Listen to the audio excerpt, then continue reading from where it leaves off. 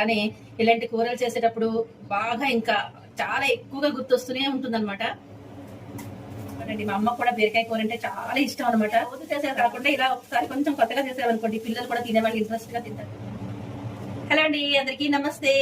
Welcome to Varanasi వంటిల్లు. వారణాసి వంటింట్లో మరొక మంచి రెసిపీ చేసుకుందామండి.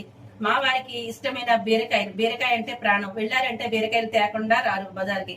ఎండిపోయినా బాగున్నా ఎలా ఉన్నా సరే బీరకాయలు తీసుకొస్తారు. కనీసం 1/2 కిలో అయినా బీరకాయలు ఖచ్చితంగా తీసుకొస్తారనమాట. బీరకాయతో ఏం చేసినా ఎలా చేసినా కూడా చాలా ఇష్టంగా తినేస్తారనమాట. బీరకాయ ఫ్రై చేస్తే తింటారు, బీరకాయ కూర చేస్తే తింటారు, బీరకాయ అదేంటి తెలగపిండిలో వేస్తే తింటారు, బీరకాయ ఉల్లికారంతో చేస్తే తింటారు.